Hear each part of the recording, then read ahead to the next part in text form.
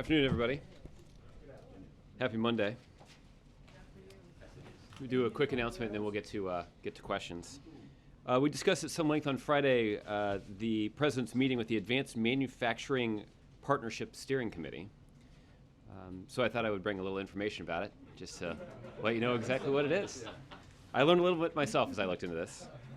The President's Advanced Manufacturing Partnership Steering Committee is part of a council of 19 leading CEOs, labor leaders, and university presidents that was assembled by the President with the recognition that industry, academia, and government must work together to revitalize our manufacturing sector.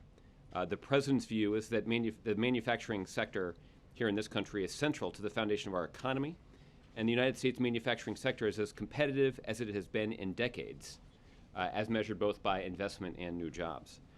Since February of 2010, the United States manufacturing industry has added more than 700,000 jobs, which is the fastest pace of job growth in the manufacturing sector since the 1990s. And in the context of today's meeting, there were three new executive actions that represent substantial investment by the federal government into research and technology that could boost the advanced manufacturing sector moving forward. And I think this reflects the President's ongoing commitment to ensure that creating good middle-class jobs is critical to the success of our economy because it reflects the President's view that our economy is strong and dynamic when the middle class is strong and dynamic. And the strength of our middle class is predicated on good middle-class jobs being available to American workers. So this is a core component of that, and I know that we put out a fact sheet about some of these announcements this morning, so I would commend that fact sheet to you in your spare time to do a little reading if you're interested. So with that, Mr. Coonan, you want to get us started? Thank you, Josh. I'll leave it to the fact sheet to answer all our questions on manufacturing, so Okay. I'll go directly to Ebola. We've had, over the past couple of days, a number of states, leading with New York and New Jersey, taking steps to quarantine returning travelers from the afflicted Ebola region. But more significantly, today the Pentagon is applying those same kind of quarantine measures to troops, including General Darrell Williams, who's returned from the region to Italy. Does the White House support the Pentagon move, and does the fact that these various states and now the Pentagon are taking these steps suggest that the White House, that the administration has been, the steps that it has taken have been inadequate so far, given that these other entities are taking these more aggressive positions? Well, there's a lot there, Jim, that I want to respond to, so let me try to unpack those things one at a time. The first is the Department of Defense has not issued a policy related to their workers that have spent time in West Africa. I know that there was this decision that was made by one commanding officer in the Department of Defense, but it does not reflect a department-wide policy that I understand is still under development. So I'd refer you to the Department of Defense for additional details on where that policy process stands and what consequences that could have for their personnel.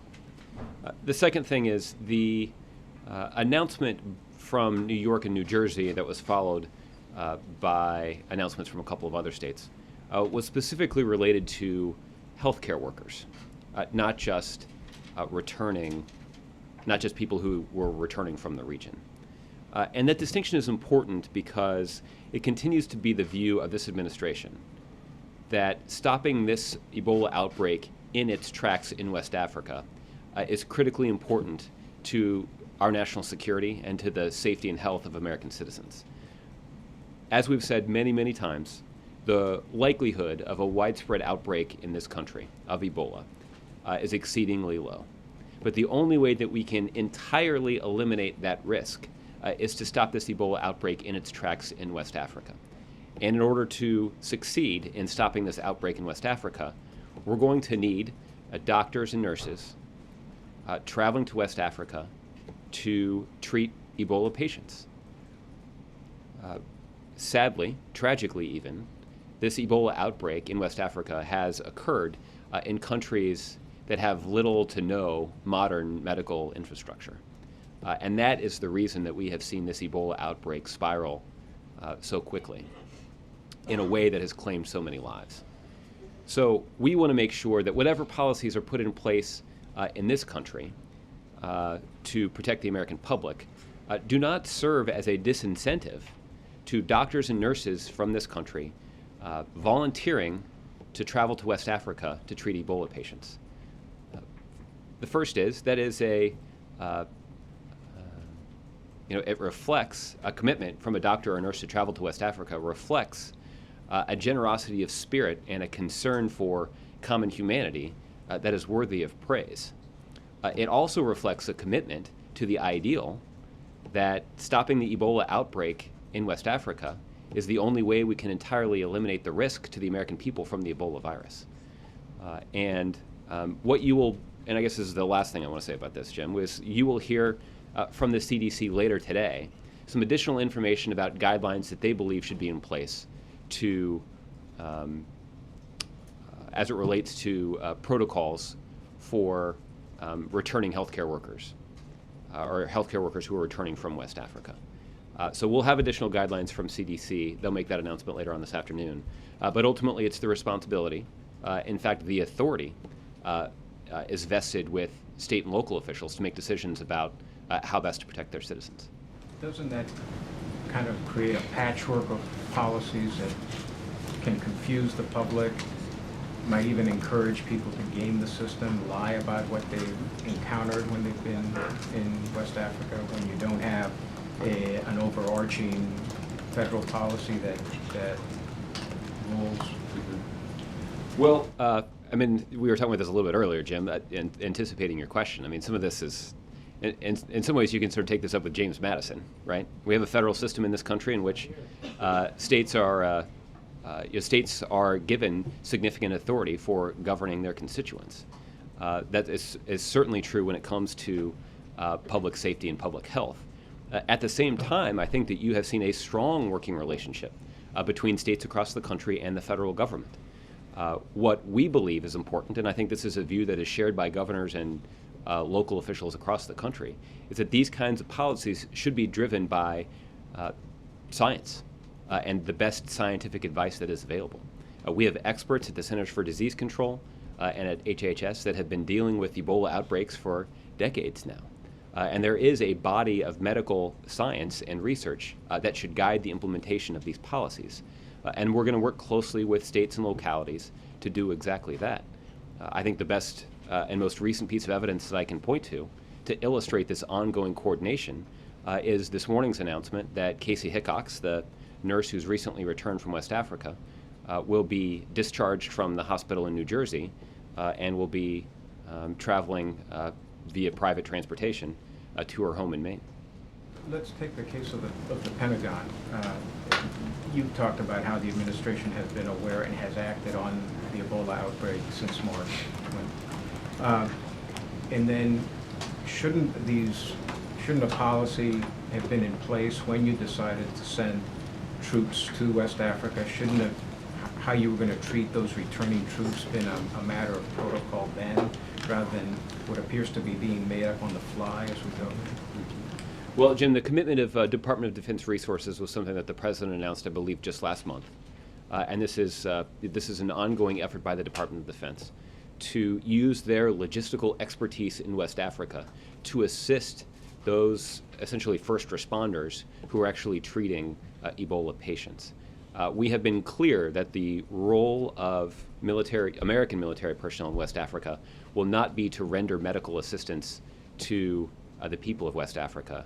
Instead, it will be the logistical expertise of the American military will be deployed to assist those doctors and nurses and other public health experts from around the world who are responding to this urgent situation. That was a commitment that was made by the President just about a month or so ago. And that is, we are already seeing important work that's being done in West Africa by our American military personnel. And as needed, they will continue to put in place policies that they believe best protect the members of the military and the members of the public back here in the United States as well. Okay. Roberta? So is the White House concerned that the decision made by one commanding officer in this case of the Pentagon is sending a mixed message to people about the need for these kinds of policies? No, we believe that it's clear, and it's if it wasn't clear before, it is now that I've helped make it clear that the Department of Defense policy has not been settled and implemented yet, and they will ultimately, that will be a decision that's driven by a variety of operational factors. What this administration is working to do is to coordinate with state and local officials across the country to put in place the policies that scientific experts tell us are in the best interest of the American people. And that's what we believe should guide the policy decisions that are made in this country. I'm confused though, because we've known about this outbreak for some time. We're going to hear, as you say, from the CDC later today, guidelines for protocols for returning medical workers, which we knew they were there. Why haven't, and the Pentagon too, in the case of these people who are being held or sort of semi-quarantined in Italy, why weren't these kinds of decisions made earlier? Well, Roberta, I think what this reflects is a commitment by this administration to regularly review the guidelines that are in place to make sure that they reflect what's necessary to protect the American people. And we should not lose sight of the fact that whatever guidelines and policies are put in place should not unduly burden those healthcare workers that, in fact, are operating in West Africa in very difficult situations. They are putting themselves at risk to try to meet the needs of other people. That is a pretty remarkable show of charity. It also is an effort that is clearly in the best interest of the American people, because we know that the only way to entirely eliminate the risk from the Ebola virus to the American people is to stop this outbreak in West Africa. And there are American citizens who are using their own medical expertise in pursuit of that goal. These individuals are heroes, and their commitment to their common man and to their country is one that should be respected. And we believe that we can both show them the respect that they have earned while also ensuring that we have protocols in place that protect the American people. Just one quick one on NHTSA. The Transportation Department is reviewing how NHTSA has handled a series of problems like faulty airbags and defective ignition switches. Did the White House ask Secretary Fox to conduct this investigation? Is the White House satisfied with NHTSA's performance? Well, Roberta, I can tell you that that NHTSA has been aggressive in responding to the situation related to defective airbags, and they have sought to move forward aggressively to protect the American people once they had data to indicate that action was needed.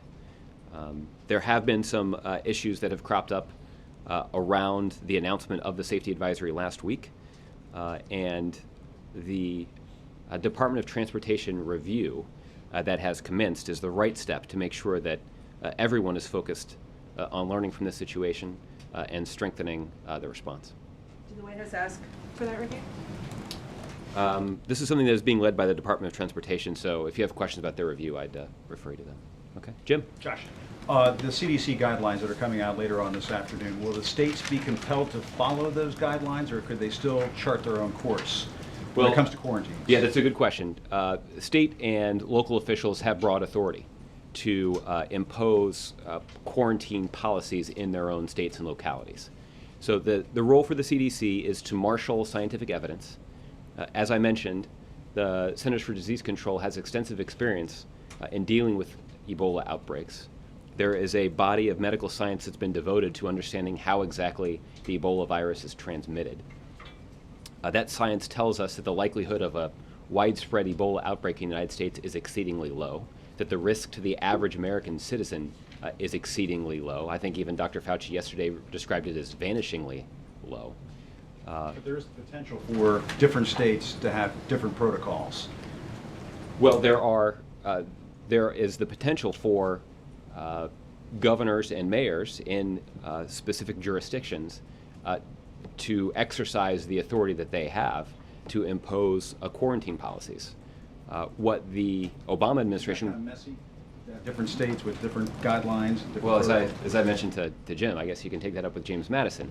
The fact of the matter, though, Jim, is that we have a strong working relationship from the administration to, there's a strong working relationship between the Obama administration and states and cities all across the country. And again, I think the best evidence of that is something that was announced just today, which is that by working with CDC, the state of New Jersey has determined that it's appropriate to release her from the hospital where she has been in New Jersey so that she can travel home to Maine. I think that reflects ongoing discussions between the Centers for Disease Control and public officials in New Jersey. And again, I think that reflects a decision that was made by New Jersey officials that was driven by the kinds of scientific expertise that resides at the Centers for Disease Control. Speaking of Casey Hickox, what did the White House make, or what did the President make, if he had an opinion on it, of seeing her in that tent in that hospital where she was required to be for some time? And does the White House believe that her rights were violated in any way? Well, Jim, I've not spoken to the President about this, so I'm unaware of what his personal reaction is. I think that the reaction that many people across the country had, and I think it was shared by at least some people here in the White House, is that the service of somebody like Casey Hickox is something that we should honor and respect. Again, she traveled to a West African country that is dealing with the outbreak of a contagious, deadly disease. She didn't travel over there because she was getting a big paycheck. Presumably, she's not going to be inducted into the Nurses Hall of Fame for it. She did it out of concern for her common man. And she saw an opportunity to serve people that are clearly not as fortunate as we are to have a modern medical infrastructure. And ultimately, because of her hard work, we are going to stop this disease in its tracks in West Africa. And that is the only way that we can eliminate the risk that this disease poses to the American people. So her service and commitment to this cause is something that should be honored and respected. And I don't think we do that by making her live in a tent for 2 or 3 days. So the White House disagrees with that confinement, her being confined in that tent? Well, again, Jim, I guess I've tried to answer this a couple of ways. The fact is, it is the state and local authorities have the authority to make these kinds of decisions about how to implement quarantine policies. So states and put ways people in tents, they can do that. Well, subject to the laws of these individual states. What we hope and what we think has been true in the vast majority of circumstances is that these kinds of policy decisions should be driven by science. And there is a body of scientific work out there that helps us understand exactly what kind of risk we face. Again, as Dr. Fauci said yesterday on it might have even been on your network, where he indicated that the risk that was facing the average American is vanishingly low. And the only way that we can drive that risk to zero is to stop this outbreak in its tracks in West Africa. And the only way that we're going to be able to stop this outbreak is if there are brave individuals like Casey Hickox who are willing to put themselves at greater risk to try to stop this outbreak because it's in the best interest of the American people. So again, her service and commitment is something that we should celebrate. And if folks are wondering, where is Ron Klain in all of this? He's supposed to be the Ebola response coordinator. It seems that you have a need for some coordinating here. Jim, I'll say a couple things about that. The first is, again, the state of New Jersey made a decision in consultation with the CDC earlier today to release Ms. Hickox from the hospital where she had been staying so that she could travel home to Maine. That was a policy decision that was made by New Jersey officials, exercising the authority that they have, in consultation with scientific experts at the CDC. That is evidence that the ongoing coordination between the Obama administration and state and local officials continues successfully in this case. And did the White House get a heads up from New York and New Jersey before a heads up on what? On those quarantine policies that were announced? Was the White House or the Obama administration notified before New York and New Jersey went forward with these quarantine policies? Well, Jim, I can tell you that the White House and administration officials at the CDC and HHS and DHS and other relevant agencies have been in close coordination with state and local officials in these states for some time now, for weeks, months even. And I'm not going to be in a position to detail or draw a timeline for all of those conversations. But those intensive conversations continue as state and local officials exercise the authority that they have under their own state law to protect their citizens. Again, what the science tells us is that a really important step for us to take in terms of protecting the American people is to stop this outbreak in West Africa. And I apologize, I'm taking too much of my time here, and everybody else's time, but it seems like you sort of danced away from an answer to that question. Was it a surprise to this administration when New York and New Jersey came out with their policies on these quarantines? Is that a yes or a no in terms of whether or not the administration was told in advance? What I'm telling you, Jim, is that I'm not going to be in a position to detail all of the phone calls, but administration officials at a variety of agencies, including HHS, CDC, and the White House, have been in regular touch with state and local officials in New York and New Jersey elsewhere as they deal with this Ebola situation. Okay? Stephen. What do you suppose did drive the decision to impose these mandatory quarantines? If the federal guidelines or protocols that will be announced later today will be driven by science, what drove the decision last week in New York and New Jersey? Well, I understand that Governor Cuomo and Governor Christie have conducted a number of sessions just like this one, where they've been answering a variety of questions about the policies that they put in place. So I'd encourage you to ask them. It's their authority that they were exercising, and they're the ones that are making the decision. Do you suppose it was driven by something other than science? Was it driven by fear or irrational? Again, you'd have to ask them. What, the federal government also has the power. The CDC, the president had the power to issue mandatory quarantines to restrict people from traveling over state borders or imposing other kinds of public health rules and regulations. Will the announcements that the CDC will be announcing today, will they be mandatory guidelines or will they be merely advisory? Yeah, we'll wait till those announcements are made, and you can ask them. Okay, Vicara. Thanks. A while ago, you mentioned some of the aid workers that are going overseas to West Africa, and no one's going to argue with you about their courage and dedication in doing so. But could this be overcome? Could it be contained in West Africa without Americans going there? That's a good question. There's probably somebody that has some more public health expertise than I do to better assess that question. Can you quantify how vital their assistance is? Look, I think some of this goes back to some of the discussions that we've had over the course of the summer about the indispensable role that the United States of America plays in the world. That we have the kinds of resources and infrastructure and expertise and values that guide us to play a leading role in difficult situations like this one. Those are the kinds of values and the commitment that guided the president to make a commitment of Department of Defense resources to deal with the situation in West Africa. And I suspect it's those kinds of values that are driving medical workers in this country to place themselves at some risk, to volunteer their time, and travel to West Africa to serve those who are less fortunate.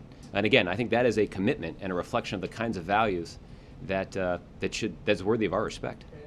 Absent a Halloween seance, to take it up with James Madison, you're saying there's nothing the federal government can do to compel states at this point to not...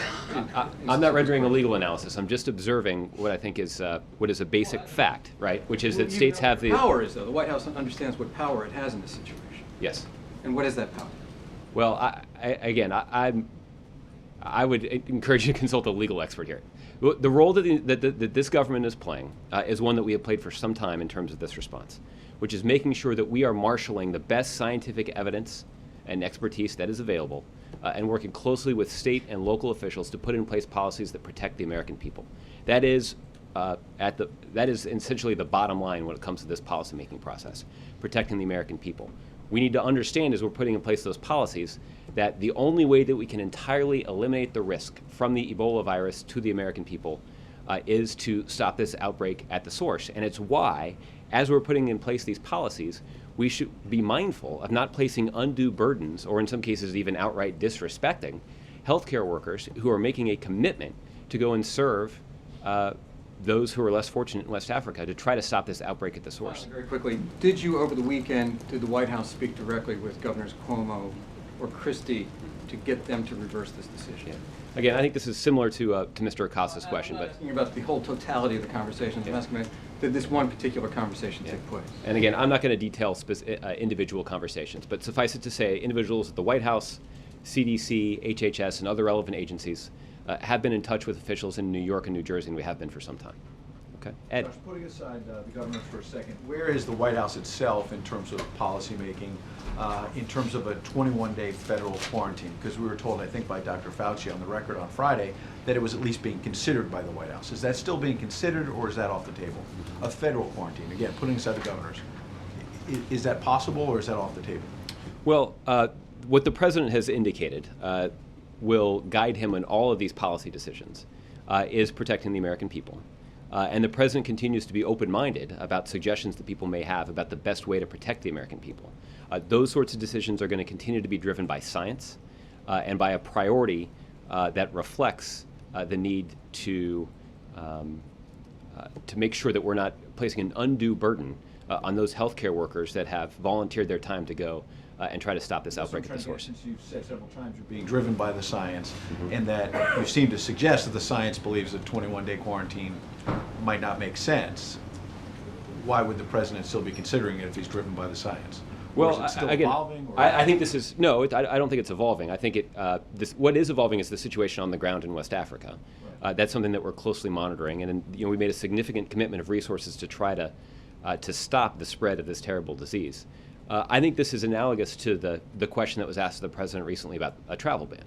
That is the view of this administration that a travel ban is not in the best interests of the American people at this point. If circumstances change, we'll consider it because it's not something that he's philosophically opposed to. I think an answer about a quarantine would be along the same lines, which is to say it's something that we do not believe is necessary right now, but it's not something we're necessarily philosophically opposed to, and something that we'll keep an open mind about moving forward. Back to the Pentagon, before you said there was one commanding officer in the Army who's undergoing quarantine, but we're told it's broader than that in terms of the recommendation that late last week the Joint Chiefs recommended formally to Defense Secretary Hagel that all U.S. troops, not just this one commanding officer, who are in the hot zone, should, when they come back, have a 21-day quarantine. And I think you were asked that by Jim, and I didn't hear an answer. Does the White House agree with the Joint Chiefs? Ultimately, it would be the responsibility for the Secretary of Defense to put in place this policy. And so, because that policy decision has not been rendered, I'm not going to get ahead of it from here. So the White House is not going to be involved. I mean, we've been through this with Keystone and other decisions. State Department's handling that. I get the Pentagon is ultimately going to announce it, but you're saying the White House is not involved in talking to Secretary Hagel? No, I think what I said was that the Secretary of Defense will announce this decision. He ultimately will be the one that will drive this process as he's making decisions about the policy that should be put in place to protect his troops. So my question is, what's I wouldn't rule out any coordination with the White House on it, though. Okay, so then my question is, still haven't heard, what is the President's view about whether returning troops should be in a 21-day quarantine? Again, we will let the Department of Defense make an announcement about what they think is the best manner moving How can forward. the Commander-in-Chief send U.S. troops basically into the hot zone without a policy on when they come home, whether or not they're in quarantine? How could that have not been decided before? Because what we're seeing here, Ed, is we are seeing this administration put in place the policies that we believe are necessary to protect the American people and to protect the American troops. And we're going to let science drive that process. And as soon as we have a policy to announce on this, we'll let you know. But if you watched 60 Minutes last night, you heard the nurses who first treated Mr. Duncan saying that, well, despite all the talk from the CDC about how procedures were in place, protocols were in place, that they were not followed in the initial hours, and these nurses were dealing with a horrific situation. I'm trying to understand.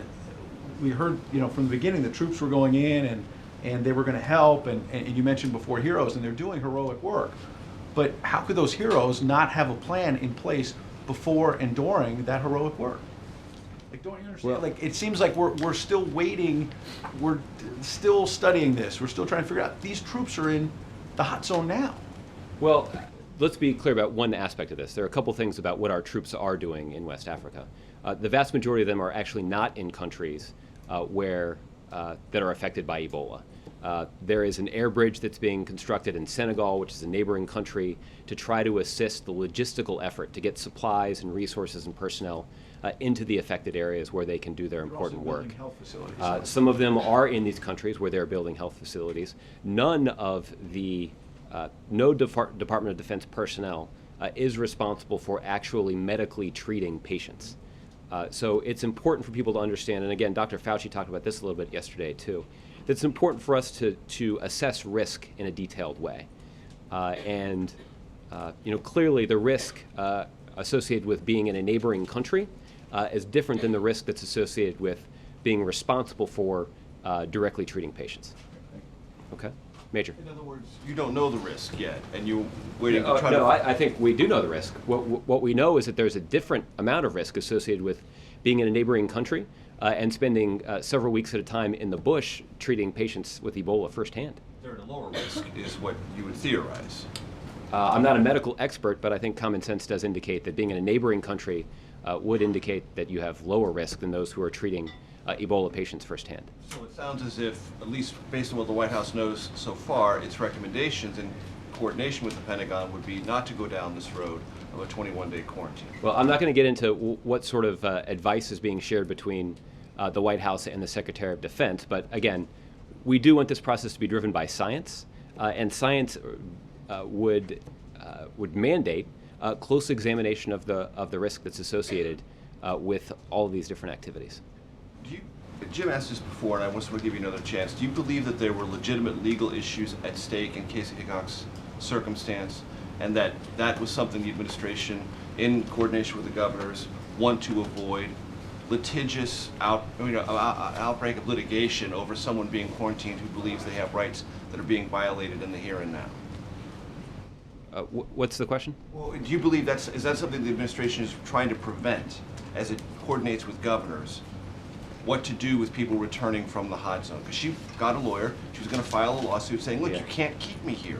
This is a violation of some basic rights." Right. And I'm asking, is that something in the entire process that you're dealing with, as the story has many components, you're trying to minimize? Well, I don't think that I think she was expressing her concern about a state-implemented policy. So I'm not sure that she or her lawyer was considering action against the federal government. Maybe I'm wrong about that. They were either, but is all of this is being absorbed by a public that's trying to understand what's actually going on. What's their risk? What are the procedures? How should the elected leaders in their states proceed? And I'm just wondering, as you talk to the governors and try to work through all these things, Ron or someone else here might say, look, we don't want lawsuits cropping up all over the country about people who are in a tent at an airport because their rights are being violated when we're trying to talk about public health and other aspects of this contagion. Well, our top priority here has been the protection of the American public, and that is what's driving these discussions. What we believe should be driving the policies is the body of scientific work that indicates what sort of risk individuals face. And again, in this case, the American people should understand that the risk that they face from the Ebola disease, based on the likelihood of a widespread outbreak in the United States, is exceedingly low. That's very unlikely to occur. And we know that based on the science surrounding how Ebola is spread and based on the modern medical infrastructure that we have here in this country. And we believe, and we're going to continue to work with state and local officials as they implement these policies, that these policies should be driven by science.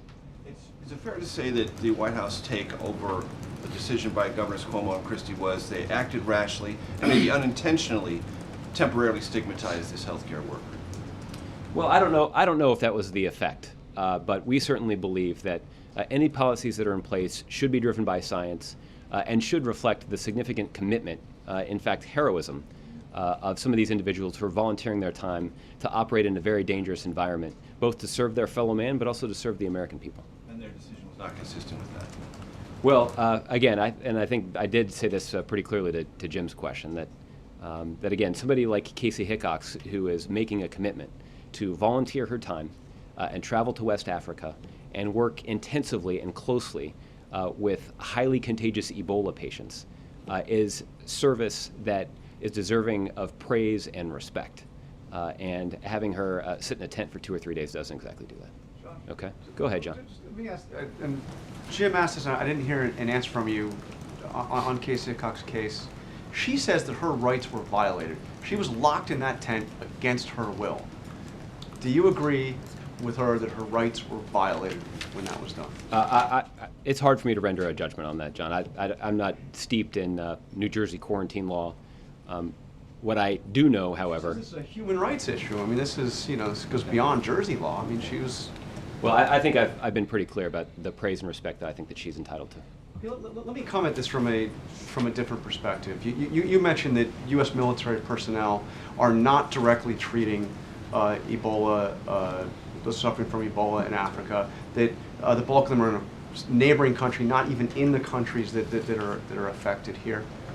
If the major threat here is what's happening in those countries in West Africa, why not? The United States military has some of the best medical personnel in the world.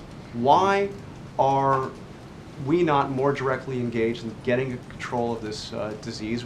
at ground zero where it's happening. Well, John, what we feel like right now is what the president has concluded is that the best way to leverage the expertise and resources of the American people in this instance is to offer up logistical support from the Department of Defense. And that we have seen a significant response from the international community, both foreign governments and non-government organizations, dedicating resources and personnel to trying to stop the outbreak in West Africa. You don't disagree, there's nowhere near enough medical personnel in those countries to help the people that are affected. There is more that is needed. I can tell you that the commitment of the American military to this effort has galvanized the international community to ramp up their response. But there's no doubt that more is needed. What kind of a message does it send if we say that our personnel will not be allowed to treat those that are actually suffering from the disease? Well, I think what it says is that the best way that the Department of Defense can help is by offering their logistical expertise to speed the transfer of supplies and equipment and personnel into the region. And I think it is certainly fair to say that there are a large number of American doctors and nurses who are volunteering their time to trying to confront this outbreak, to stop this outbreak, again, both because they believe that it reflects a commitment to their common man to try to meet those basic medical needs of those who are less fortunate. It also happens to reflect what science tells us is in the best interest of the American people. Stopping this Ebola outbreak at its source is the only way that we can completely eliminate the risk from the Ebola virus to the American people. Okay, quickly, entirely different subject. We are 8 days out from midterm elections that could be highly consequential for this president and for his party. Why is he here without any public schedule at the White House?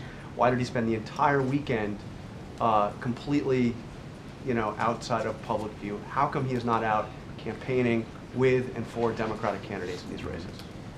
Those who are interested in seeing the president campaigning will have ample opportunity to do so over the course of this week. Josh, you know what I'm saying, though. He has not been out on the campaign trail. I do. I can tell you that the president... Not a single Senate candidate yet. The president is looking forward to his trip to Wisconsin tomorrow. The president will be traveling to Maine in support of Democrats there on Thursday. He'll be spending some time in Rhode Island on Friday. And then he's going to ramp up even further his activities over the course of this weekend and doing 2 stops on Saturday and 2 stops on Sunday. So I think that reflects a commitment by this president to supporting Democrats on the ballot. Did somebody ask where? Yes. There's so many stops that I have to look up exactly where the president's traveling. Where are they? So we've got the president traveling to Milwaukee, as I mentioned, on Tuesday, traveling to Portland, Maine on Thursday. The president will be in Rhode Island on Friday. Then he's going to travel to Michigan on Saturday. And then he's going to travel to Philadelphia and I believe Connecticut on Sunday. So again, a variety of stops where the president will be actively campaigning in support of Democratic candidates. You're not going to stand there and tell me the president's been actively campaigning in these midterm elections, are you? I think any examination of the president's schedule over the course of the next 8 days in advance of the midterm election would indicate a serious commitment by this president to supporting Democratic candidates on the ballot. How many Democratic Senate candidates has he campaigned with in this midterm election? Well, there are a number of Democratic senators with whom the president has appeared. So certainly he's looking forward to his event with Mr. Peters in Michigan on Saturday. The president has appeared in public, for example. I know that he traveled with Senator Franken where they were discussing some issues that are important to middle-class voters in Minnesota. I don't think there are any campaign events that were associated with that specific trip. But what you have seen the president do is dedicate his time to doing what he can to support Democratic candidates. And he spent a lot of time raising money for them. And that reflects, I think, a significant commitment of this president's time and energy to supporting Democratic candidates. You don't agree that the president's been considered politically toxic to many of those Democrats running in? It won't surprise you to hear that I do not agree with that assessment. Stop the presses. Jared. John, when you seem to be going up to the line, but not yet criticizing directly the actions by the New York and New Jersey governors. When state policies differ from the CDC's science-based policies, and you're alluding to the fact that it might create a disincentive for healthcare workers, does the administration believe it's a bad idea to go beyond the CDC's science-based policies? Is it a bad idea? Well, what we believe, Jared, is that science should drive these decisions, and science should drive how these policies are implemented. And there's characterize when the policies are driven or go beyond what the CDC recommends. That's a bad idea. Well, I think that it's it's difficult to sort of encounter that specific hypothetical. There's no hypothetical. These are actual policies that have been put in place. Which policies? The ones in New York, New Jersey. Okay. Well, there's two. Is there one state you'd like to choose, or? Let's go with New Jersey's Yeah, policy. it's like a game show. $300. Huh? Or would you like what's behind door number one? What's your question, Jared? Are the state policies, I'm sorry, somebody's not going to get that.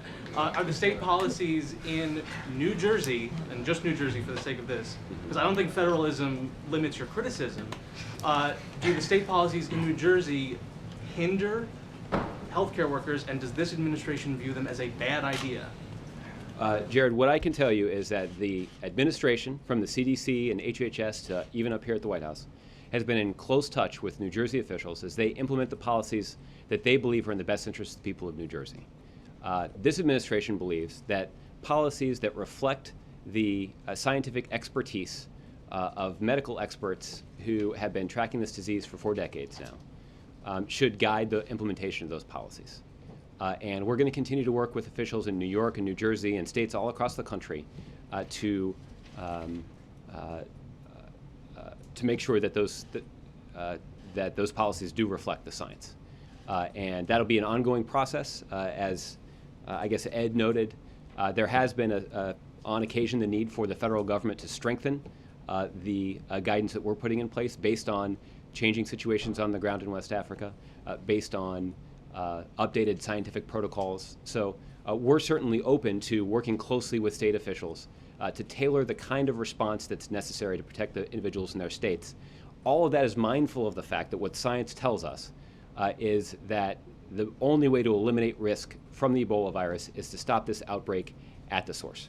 Since the CDC's policies are not superseding state policies at this point, and since Ron Klain's role has been Ebola response coordinator, can you tell me what areas are under his purview? Is it the federal response only? Is it the federal response and the state response? Is it the federal response that includes the military component, like what we've seen in Italy? Or is it to be determined? Jared, we've tried a couple of times, I think, to describe what Mr. Klain's role is here at the White House and in the federal government. And he's responsible for coordinating the whole of government approach that the president has suggested is necessary. The whole of federal government approach? Yes. Yes. April. Josh, a couple of questions on a couple of different subjects. I want to go back to the issue of president and the midterms.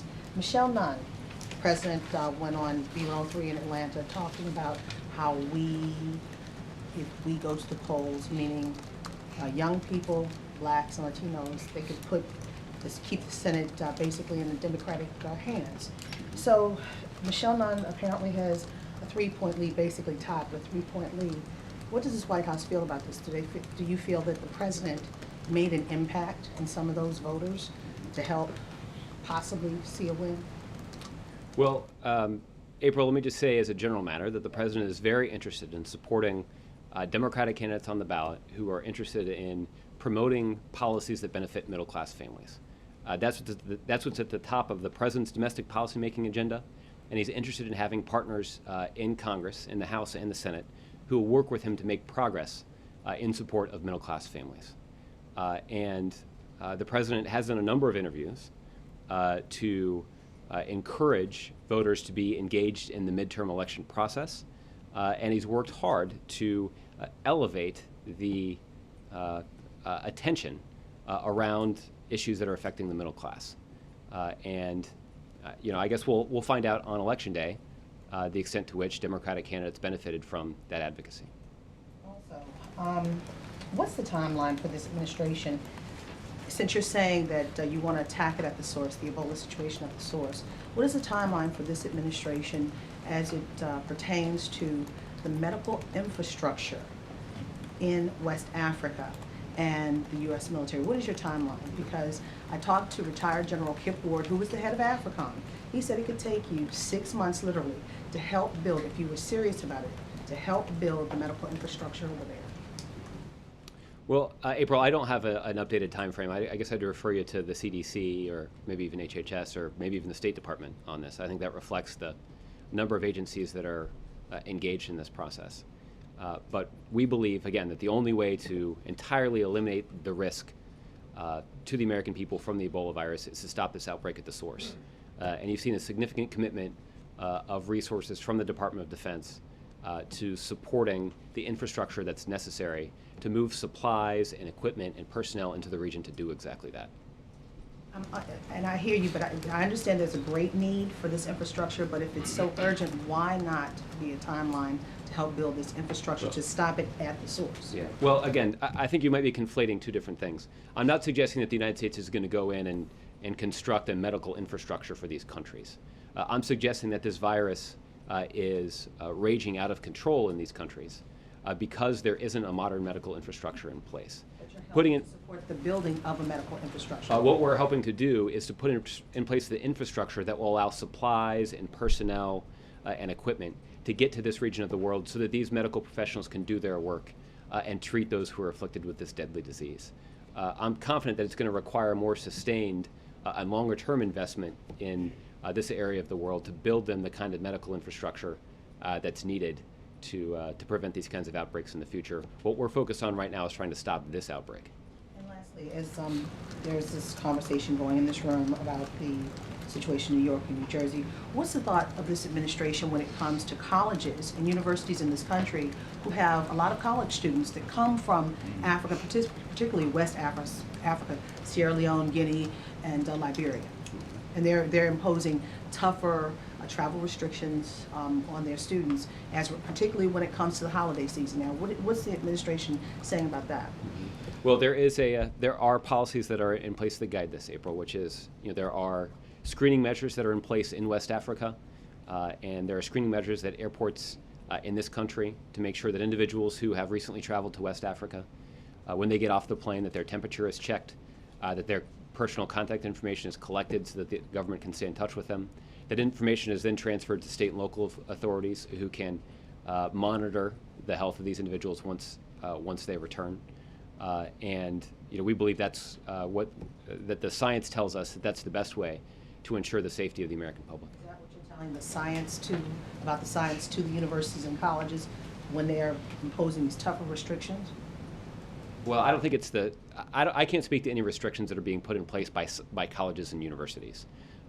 What I can speak to are the restrictions that are currently in place. Are the screening measures that are currently in place at airports in West Africa, at airports in this country, and then the kind of active monitoring that state and local officials will be responsible for doing when you have individuals with a travel history of being in West Africa that appear in their states.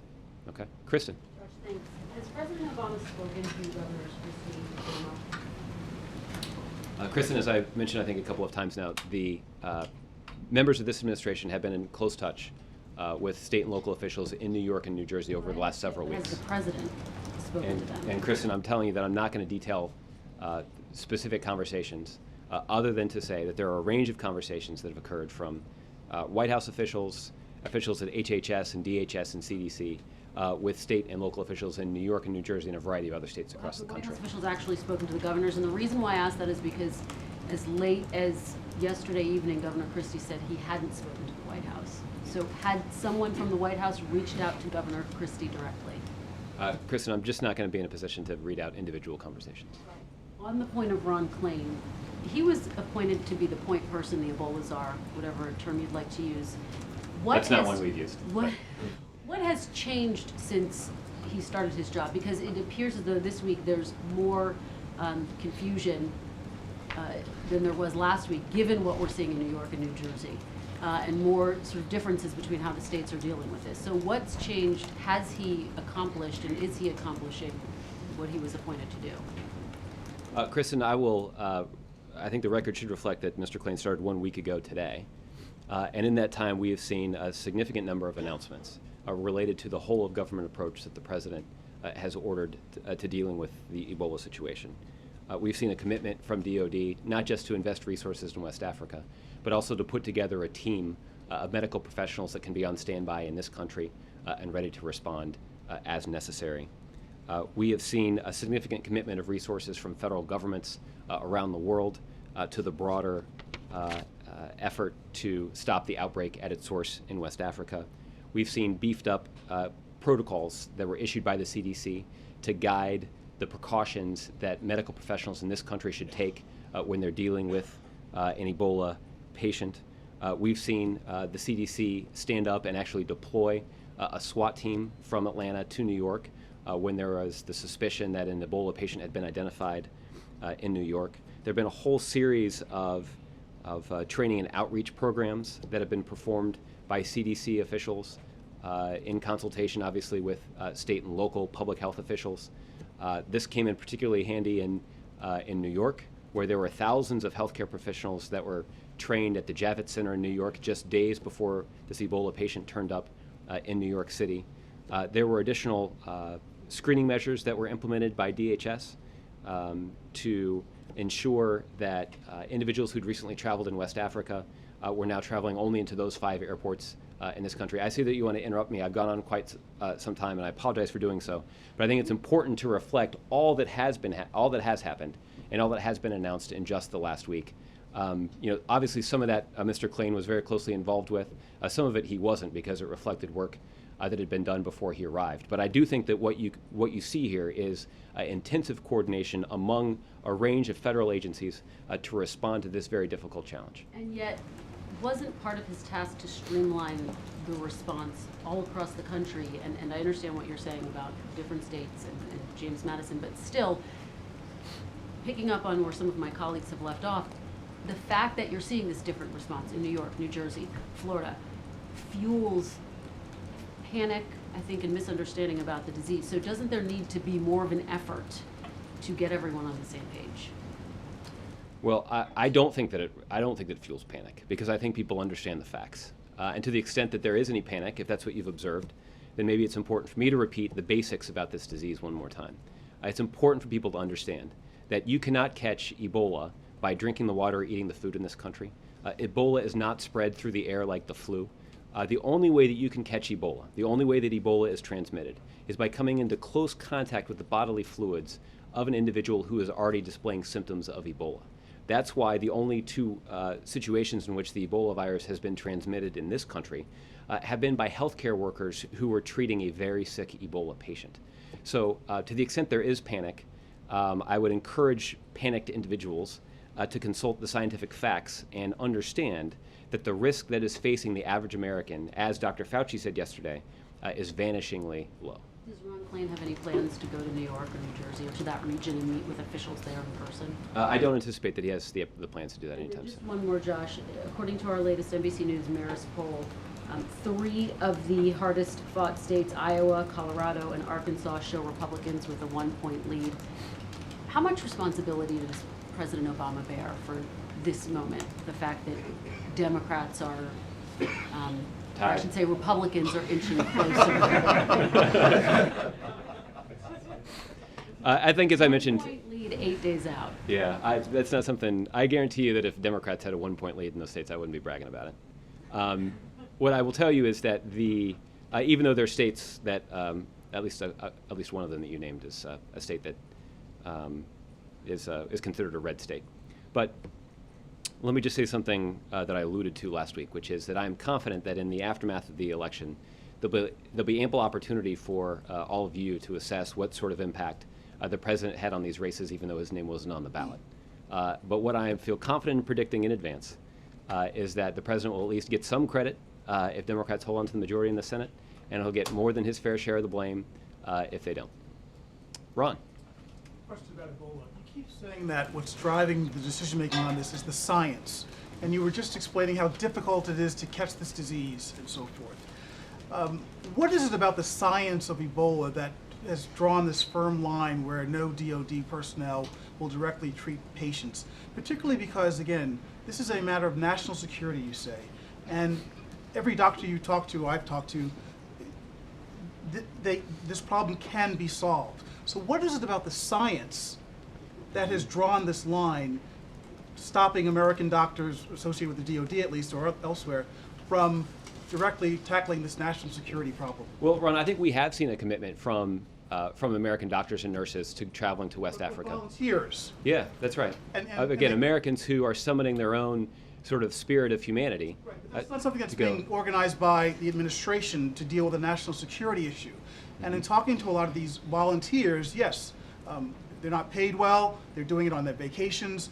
Why leave such a huge problem to that sort of spirit individual?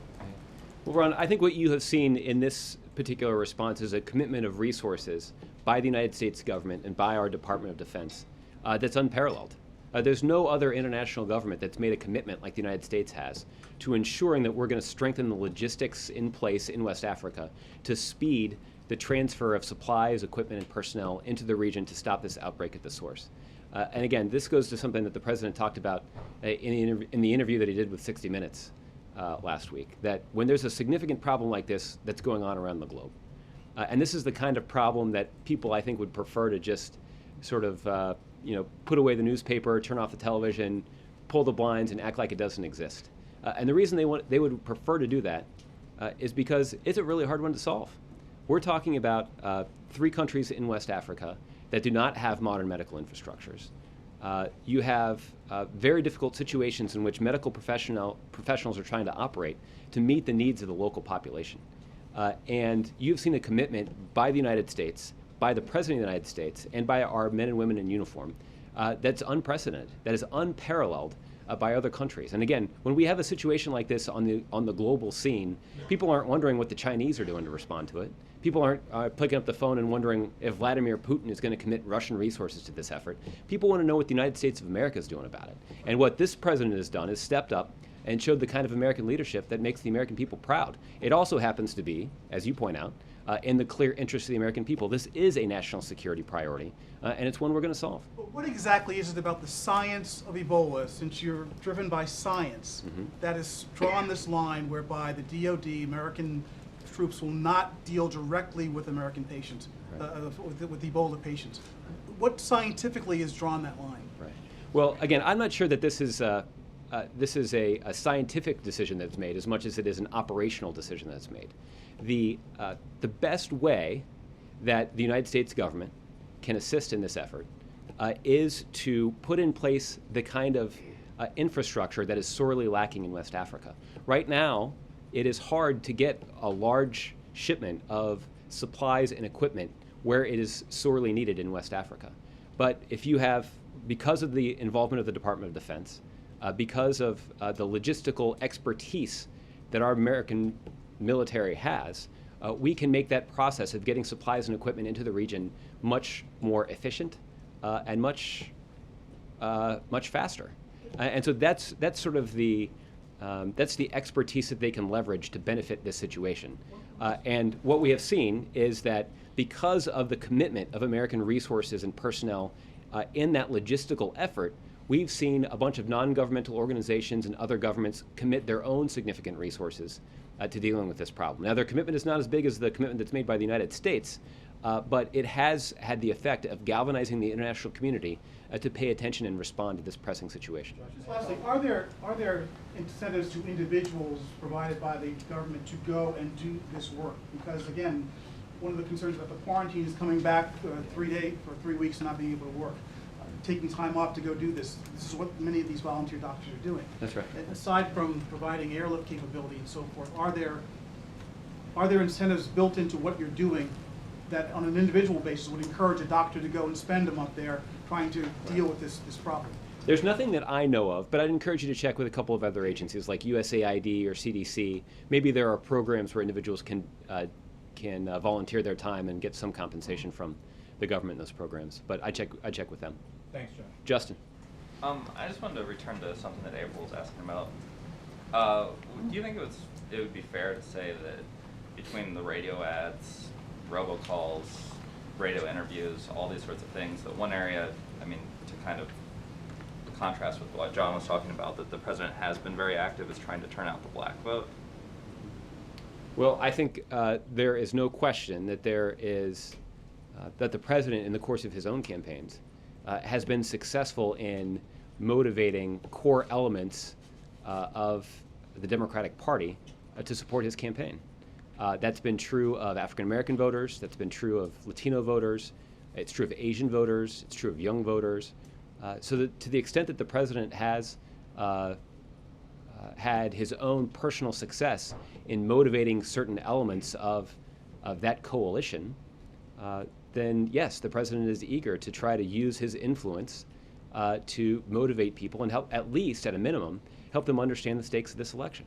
Would you say that that's the most important part of the coalition? I mean, just based on what the president's been doing, we haven't seen him, campaign for women or Latinos or young people in the same way. He hasn't been going to college radio stations. Presumably there are young people and women that are listening to those radio shows, but you can check that out. I'm not certain about that. And then lastly, kind of on this issue, you said that we'll find out on Election Day how successful the president's outreach efforts have been. Would you say that getting part of those coalition votes above where they were in 2010 or 2012, is that a success for the president's campaign efforts in these last few weeks? Well, I think we'll see. We'll see. JC? Let me just follow up on my colleague Ron. Would the administration consider providing free military transport, let's say, to U.S. volunteer healthcare workers and offer them to pay them for their possible quarantine period as well? Is that something that might work? I don't know. I don't know how logistically feasible that is, JC. I'd refer you to the Department of Defense on that. Okay. Leslie?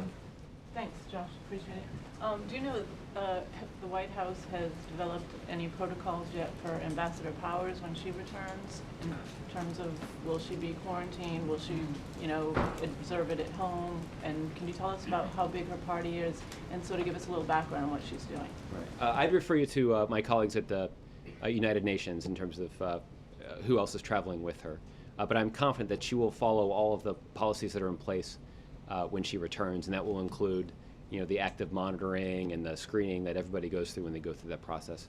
I'm confident that she'll be subjected to those policies in the same way that everybody else is. And it'll be more so sort of on the CDC base than anything we saw in New York or New Jersey? Well, again, it's important, and this actually goes back to the very first question from the briefing today. What New York and New Jersey put in place were specific policies related to healthcare workers who are returning from Africa. Ambassador Power is, as far as I know, is not rendering any medical assistance while she is in West Africa. So there are policies in place that are implemented by state and local officials, because they have the authority to do so, that guide the monitoring of the health of those who are recently returned from West Africa. So she will, just like any other traveler, abide by those monitoring requirements. Which are? Well, again, I guess I'd refer you to the state of New York. They obviously have been talking about this quite a bit, but my understanding and what the CDC has recommended is that individuals who've recently returned from West Africa or recently traveled in West Africa, that they go through the screening process. They're going to get their temperature taken before they board an aircraft. They'll get their temperature taken when they return. They'll be subjected to an additional layer of screening once they disclose that they've spent some time in that region of the world. Their contact information will be collected and it will be shared with state and local officials who will be responsible for following up and actively monitoring the health of those individuals. That is the policy that was envisioned by the Centers for Disease Control. I believe that's the policy that's been put in place in each of these states. But again, you'd have to check with the state officials who have the authority for putting these policies in place. You don't have anything different here at the White House. There's no official White House protocol. No, again, it's state officials that have the responsibility for implementing these policies. Tolu, I'll give you the last one. Thank you. I have a question about Ron Klain. Okay. Basically, Ron Klain has. We want to know whether or not Ron Klain was involved in the discussions over the weekend with New York and New Jersey, whether or not he played a leading role, given the fact that he is the Ebola response coordinator, in convincing the governors there to change their policies. Well, as I mentioned to Kristen, I won't read out specific conversations, but I can tell you that the administration has been in close touch with him for a number of weeks, including over the weekend. And there continues to be robust coordination between federal officials here in the Obama administration, including here at the White House, but also with CDC and HHS and state officials. And again, I think the best evidence or illustration of that successful coordination is the announcement from earlier today that Casey Hickox had been discharged from the hospital where she'd been the last few days and was traveling to her home in Maine. The American people have not yet heard from Ron Klain directly. Is he the face of the Ebola response for the American people? Will we see him? And if not, why not?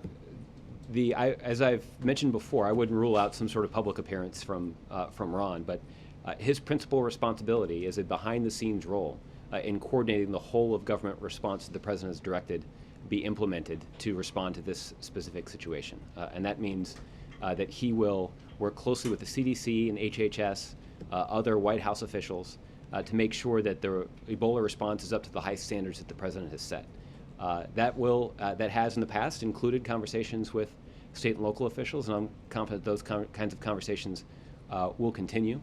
All of that sounds like a lot of work to me, and I anticipate will limit the amount of time that he can dedicate to making the case publicly about our response. But if that need arises, I'm confident that he'll do that if necessary.